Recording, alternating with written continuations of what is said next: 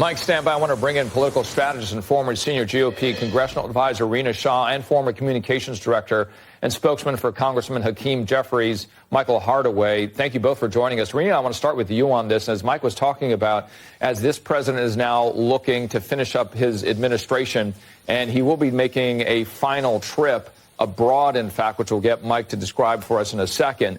But we're also hearing what the president-elect is planning, or at least thinking about, when it comes to foreign policy and international security. What is to make in what we've seen in the last week? Certainly, we will be seeing, it appears, more of the way he administered his policy via social media in the coming 4 years.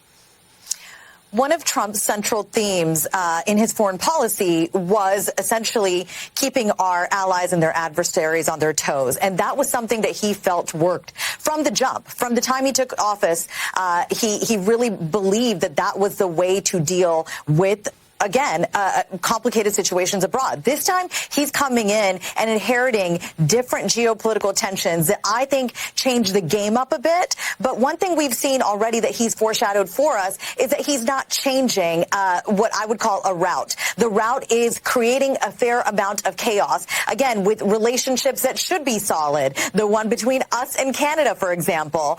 So I think what we're seeing here from Trump is not at all surprising to me, but I do think that the timing that we're seeing it all play out in is quite interesting, though I don't think it really changes what I believe will be truly solutions-oriented policy, trying to achieve an outcome sooner than later, because that is what he feels that Biden failed on, that these conflicts are rolling, these conflicts abroad were prolonged, and that is something that Democrats do and that Republicans don't. That's going to be the challenge for him and his allies in Congress to show that.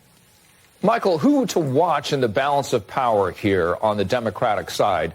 Certainly your former boss, Hakeem Jeffries, the leader in the House. We also have Senator Schumer as a leader in the Senate. Are those the ones that we should be looking to balance out these discussions when it comes to foreign policy? That's exactly right. You should be looking at them. But I'd say to you, as you look at the House and really legislation and all of these things and how they might move forward, Republicans can only really lose one vote on any of these things. And so House Democrats will have an outsized influence on how all these things are shaped. And so Donald Trump can tweet and post and go on television and say whatever insane things he wants to. But the reality is that if there's anything surrounding legislation, it's going to be incredibly tough to get some of these insane policies through the House because they can only lose one vote. And the reality is that House Democrats will not vote for anything that's insane or too far right or something that doesn't serve the working people. And so that's something I think we should keep in mind in terms of all these rolling pieces of chaos from Trump, which is, from a legislative capacity, he won't be able to get them through the House unless they're reasonably sane.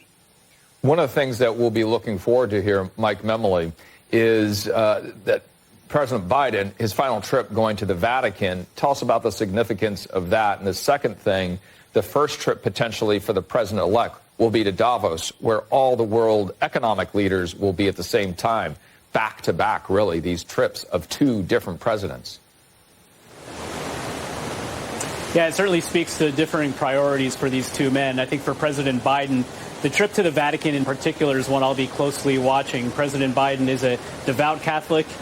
We have talked, he and I, quite a bit about his relationship with Pope Francis. This is somebody who, as the first Jesuit to become the leader of the Catholic Church, has a particular view as regards to social justice, is seen as a more progressive leader of the church than we have seen before.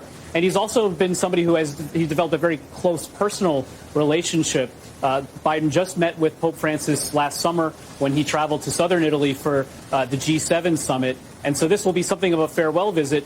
Biden having attended Pope Francis's inauguration when he was vice president in 2013. But not to be overlooked is the meeting that President Biden will be having with Italy's Prime Minister, Giorgia Meloni.